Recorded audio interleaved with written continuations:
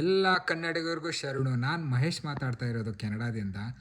So 9 ವರ್ಷದ ಹಿಂದೆ ನಾನು ಯೂಟ್ಯೂಬ್ ಸ್ಟಾರ್ಟ್ ಮಾಡಿದೆ. ನನ್ನ ಫ್ರೆಂಡ್ ಜೊತೆ ಸೇರಿ ಒಂದಿಷ್ಟು ವಿಡಿಯೋಗಳು ಕೂಡ ಮಾಡಿದೆ ತುಂಬ ಕಷ್ಟಪಟ್ಟು. ಬಟ್ ನನಗೆ ಒಂದು ರಿಯಲೈಸ್ ಆಯಿತು, ಇದೆಲ್ಲ ಇದು ವಿಡಿಯೋಸ್ ಮಾಡಿ ನಾನು ಲೈಕ್ ಅದು ಎಲ್ಲ ಮಾನಿಟೈಸ್ ಆಗಿ ದುಡ್ಡು ಬರೋಕ್ಕೆ ತುಂಬ ಲೇಟ್ ಆಗುತ್ತೆ, ತುಂಬ ಟೈಮ್ ತೊಗೊಳ್ತು. ಇಟ್ಸ್ ಟೈಮ್ ಟೇಕಿಂಗ್ ಪ್ರೊಸೆಸ್ ಅಂತ ನನಗೆ ಗೊತ್ತಾಯಿತು ನಿಜವಾಗ್ಲೂ. ಬಟ್ ಮನೆಯಲ್ಲಿ ಈ ವಿಷಯ ಗೊತ್ತಾಗಿ, ನೀನು ಈ ಥರ ವೀಡಿಯೋಸ್ಗಳು ಮಾಡ್ಕೊಂಡು ಕೂತ್ರೆ ಸೊ ನಿನ್ನ ಮುಂದೆ ಜೀವನ ಹೇಗೆ, ಸೊ ನಿನ್ನ ಪ್ರೊಫೆಷನ್ ಕಡೆ ಗಮನ ಕೊಡು, ನಿನ್ನ ಬಿಸ್ನೆಸ್ ಕಡೆ ಗಮನ ಕೊಡು ಅಂದರು. ಸೊ ನಾನು ಅದನ್ನು ಅಲ್ಲಿಗೆ ನಿಲ್ಲಿಸ್ಬಿಟ್ಟು ನಾನು ನನ್ನ ಬಿಸ್ನೆಸ್ಸು, ನನ್ನ ಫ್ಯಾಮ್ಲಿ ಕಮಿಟ್ಮೆಂಟು, ನನ್ನ ಆ ಕಡೆ ಎಲ್ಲ ಗಮನ ಕೊಟ್ಟೆ. ಸೊ ಅವತ್ತು ನಾನು ಏನಾದರೂ ಕಂಟಿನ್ಯೂ ಮಾಡಿದರೆ ಇವತ್ತು ನಾನು ಬೇರೆ ಕೆಲಸ ಮಾಡುವ ಸಿಚುವೇಶನ್ ಬರ್ತಿರ್ಲಿಲ್ಲ. ನಾನು ಫುಲ್ ಟೈಮ್ ಇದೇ ಮಾಡ್ಕೊಂಡಿರ್ತಿದ್ದೆ ನಾನು.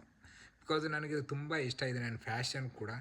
ಸೊ ನನಗೆ ಅದ್ರ ಬಗ್ಗೆ ತುಂಬ ರಿಗ್ರೆಟ್ ಇದೆ. ನಾನು ಹೇಗಾದರೂ ಮಾಡಿ ಅದನ್ನು ಕಂಟಿನ್ಯೂ ಮಾಡ್ಕೊಂಡು ಬರಬೇಕಾಗಿತ್ತು ಒಂದಿಷ್ಟು ಇರೋ ಟೈಮಲ್ಲೇ ವಿಡಿಯೋಸ್ಗಳು ಮಾಡಿಕೊಂಡು ಅಂತ ತುಂಬ ಅದ್ರ ಬಗ್ಗೆ ರಿಗ್ರೆಟ್ ಇದೆ. ಹವೆವರ್ ಇವಾಗ ನಾನು ಇದನ್ನು ಏನಾದರೂ ಸರಿ, ಎಷ್ಟೇ ಕಷ್ಟ ಆದರೂ ಸರಿ, ನಾನು ಇದನ್ನು ಕಂಟಿನ್ಯೂ ಮಾಡಬೇಕಂತ ಡಿಸೈಡ್ ಮಾಡಿ ನಾನು ಇವಾಗ ವಿಡಿಯೋಸ್ಗಳನ್ನ ಮಾಡ್ತಾಯಿದ್ದೀನಿ.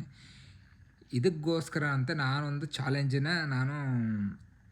ನನಗೆ ನಾನೇ ಚಾಲೆಂಜ್ ಮಾಡ್ಕೊಂಡಿದ್ದೀನಿ. ಏನು ಅಂತಂದರೆ ಎವ್ರಿ ಡೇ 100 ಡೇಸ್ ವಿಡಿಯೋಸ್ಗಳನ್ನ ಕನ್ಸಿಸ್ಟೆನ್ಸಿಯಾಗಿ ಹಾಕಬೇಕು, ಇನ್ಸ್ಟಾಗ್ರಾಮಲ್ಲೇ ಅಪ್ಲೋಡ್ ಮಾಡಬೇಕು ಅಂತ.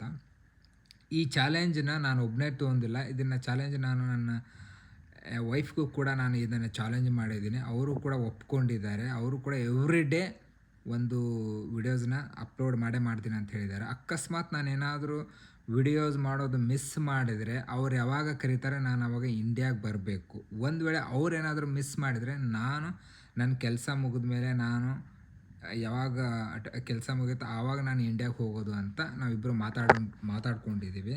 ಸೊ ನಾನು ಇದನ್ನು ಅವ್ರಿಗೂ ಕೂಡ ನಾನು ಅವ್ರ ಜೊತೆನೂ ಕೊಲ್ಯಾಬ್ ಮಾಡ್ತೀನಿ ಈ ವಿಡಿಯೋನ. ಸೊ ಅವರಿಗೆ ಚಾಲೆಂಜು. ಸೊ ನಾನು ಇನ್ನು ಮುಂದೆ ಡೈಲಿ ವಿಡಿಯೋದಲ್ಲಿ ನಾನು ವಿಡಿಯೋನ ಅಪ್ಲೋಡ್ ಮಾಡ್ತೀನಿ. ಸೊ ಡೈಲಿ ಸಿಗೋಣ.